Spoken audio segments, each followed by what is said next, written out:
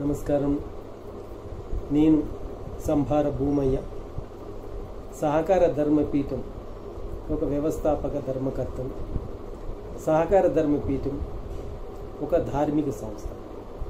సహకార భావజాలం, సహకార ఫిలాసఫీని రక్షించడానికి, ప్రచారం చేయడానికి చేస్తున్న ఒక ధార్మిక సంస్థ.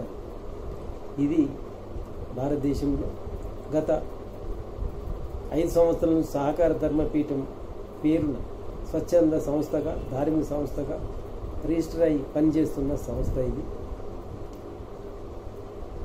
మిత్రులారా, ఈరోజు మీ ముందుకు రావడం ప్రధాన ఉద్దేశం భారతదేశం యొక్క గ్రామీణ ఆర్థిక వ్యవస్థను చిన్న భిన్నం చేయడానికి కొంత అనాలోచితంగా ప్రభుత్వము చట్టాలను తీసుకొచ్చింది. ఆ చట్టాల వలన, ఈ చట్టాల యొక్క ప్రధాన ఉద్దేశం ఏంటంటే, సహకార వ్యవస్థ అనేది వినియోగదారుల వ్యవస్థ. సభ్యులే దీంట్లో సభ్యుడే ఈ సహకార సంస్థలో సభ్యత్వానికి అర్హతుడు. కానీ ఇటువంటి సహకార వ్యవస్థలో ప్రైవేటు ఇన్వెస్టర్స్ను అనుమతి ఇస్తూ చట్టం రావడం జరిగింది. దీని వలన అంటే సహకార వ్యవస్థ అనేది ఒక స్వతంత్ర ఆర్థిక విధానం, ప్రైవేటు వ్యవస్థ అనేది స్వతంత్ర ఆర్థిక విధానం. కానీ ఈ చట్టం వలన ప్రైవేటు ఇన్వెస్టర్స్ సహకార వ్యవస్థలో అనుమతి ఇవ్వడం జరిగింది. అంటే ఇది ఒక హైబ్రిడ్ ఆర్థిక విధానంగా రూపాంతరం చెందే అవకాశం ఉంది. ఈ హైబ్రిడ్ ఆర్థిక విధానం అని ఎందుకంటున్నామంటే, సహకార వ్యవస్థలో సభ్యులు వినియోగదారు వ్యవస్థలు. వినియోగదారుని యొక్క ఆకాంక్షలు ఓ రకంగా ఉంటాయి, ప్రైవేటు ఇన్వెస్టర్స్ యొక్క ఆకాంక్షలు ఓ రకంగా ఉంటాయి. ఇద్దరి ఆకాంక్షలు ఈ వ్యాపారంలో సమాంతరంగా ప్రయాణించలేవు. కాబట్టి ఆ జరిపే వ్యాపారము అనివార్యంగా నష్టాలకు, ఎవరో ఒకరు నష్టాలకు నెట్టబడుతున్నారు. సో దీని నష్టాలకు నెట్టబడడం వల్ల లబ్ధి పొందేది ఇన్వెస్టర్స్ మాత్రమే, వినియోగదారులు నష్టపోతారు. దానివలన సహకార వ్యవస్థ ప్రధానంగా ఉన్నది ఎక్కడ? గ్రామీణ ఆర్థిక వ్యవస్థ. సో ఈ గ్రామీణ ఆర్థిక వ్యవస్థలో సుమారు 60% కుటుంబాలు దీనిలో సభ్యులై ఉన్నారు.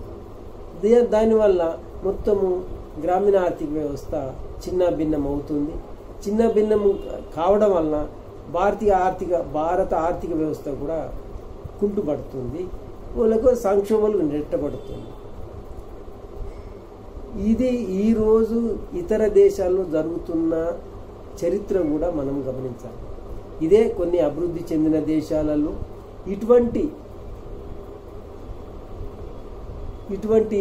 ఈ హైబ్రిడ్ ఆర్థిక విధానం ప్రత్యేకించి అమెరికా, అభివృద్ధి చెందిన దేశాలలో అమలు చేస్తున్నారు గత 10 సంవత్సరాలు. ఈ అమలు చేయడం వలన ఇప్పుడు అవి సంక్షోభంలో నెట్టబడుతుంది.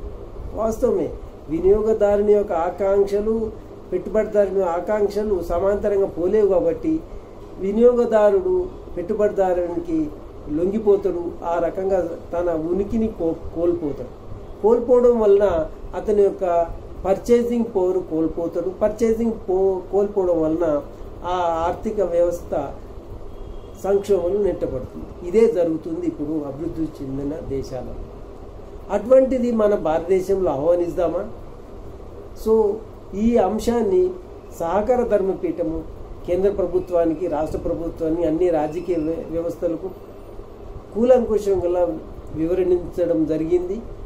ఒక భారత్ యాత్ర అనేది 2020 నుంచి 21 వరకు చేయడం వల్ల కేంద్ర ప్రభుత్వము సానుకూలంగా స్పందించి తాత్కాలికంగా ఈ చట్టాల అమలును ఆపింది. కానీ ఆపడం వల్ల ఇప్పుడు మనము ఆ చట్టాలను అమలును ఈరోజు మాత్రము అమలు లేదు. కానీ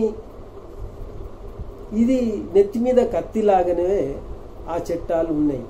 అమలును ఆపడం వరకు సరిపోదు, మళ్ళీ ప్రజలలో చైతన్యం రావాలి. ప్రజల నుంచి ఈ ప్రభావము డిమాండ్ వచ్చే విధంగా మనము సహకార ధర్మపీఠం ఒక కార్యక్రమం తీసుకుంది, ఒక వ్యవస్థను నిర్మించదలుచుకున్నాం. అదే సహకార ధర్మ పూజారి వ్యవస్థ అనేది నిర్మించాలని సహకార ధర్మపీఠం ముందుకు వస్తుంది.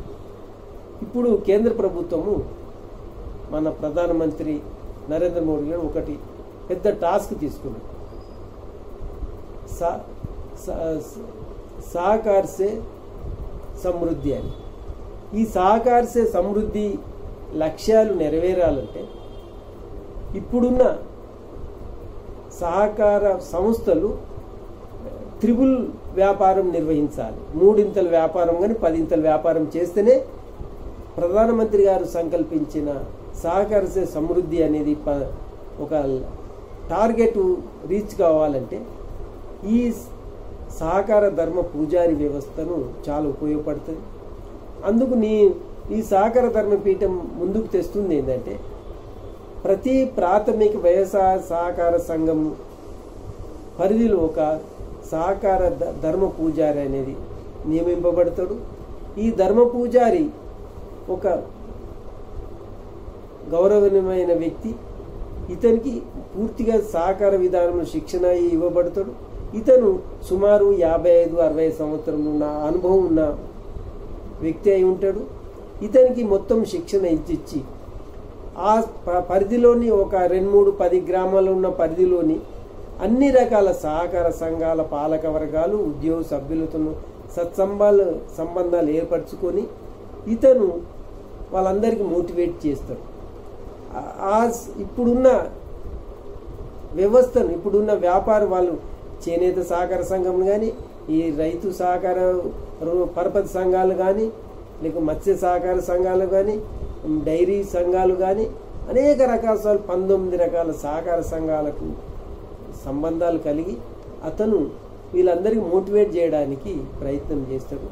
అతనికి ఆ సందర్భంలో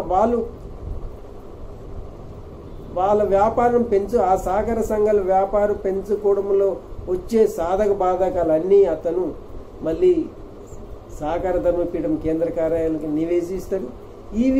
ఈ కేంద్ర కార్యాలయం వాళ్ళ సమస్యలను పరిష్కరించడానికి కేంద్ర ప్రభుత్వంతో, రాష్ట్ర ప్రభుత్వంతో, నాబార్డుతో అందరితో సమన్వయం చేస్తూ వీళ్ళ వ్యాపారం పెంచడానికి చేస్తుంది.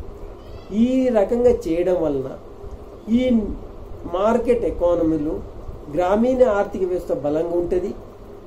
గ్రామీణ ఆర్థిక వ్యవస్థ బలంగా ఉండడం వలన స్థానిక దేశీయ పెట్టుబడిదారు వ్యవస్థ కూడా బలమవుతుంది.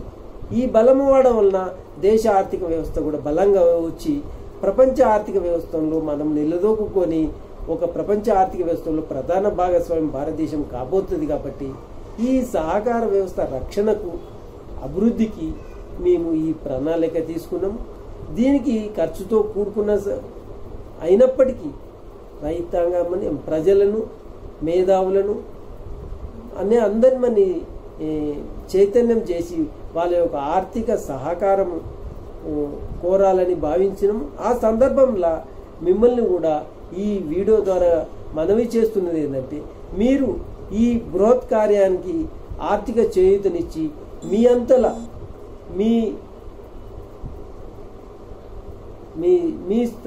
మీరు మీ తోటి సహోదరులు, ఈ కంపెనీలను, ఇతరతలను మోటివేట్ చేసి సహకార ధర్మపీఠానికి ఆర్థిక చేయూత ఇవ్వడానికి ముందుకు రావాలని, దీనికి మీకు ఈ లింక్ ద్వారా ఈ అకౌంట్ వివరాలన్నీ కూడా మీకు అందించడం జరుగుతుంది. దాని ద్వారా మాకు ఆర్థిక సహాయం ఇచ్చి భారత ఆర్థిక వ్యవస్థను రక్షించడానికి, ప్రత్యేకించి గ్రామీణ ఆర్థిక వ్యవస్థను సంక్షోభంలో నెట్టబడకుండా ఉండడానికి ఈ చిన్న సన్నకారు రైతులకు, చేతి వృత్తిదారులకు, బలహీన వర్గాలకు వాళ్ళ యొక్క ఆర్థిక సాధికారతను కల్పిస్తున్న ఈ వ్యవస్థలను బలోపేతం చేయడానికి మేము చేస్తున్న కృషికి మీరు ఆర్థిక సాయం చేయాలని సహకార ధర్మపీఠం సవినయంగా మనవి చేస్తుంది. మీరు ఈ వీడియోను ఇతరులకు కూడా షేర్ చేసి మా యొక్క ఈ ధార్మిక సేవకు, ధార్మిక కార్యక్రమాలకు మీరు చేతి ఇవ్వాలని మనవి చేస్తున్నాను. ధన్యవాదాలు.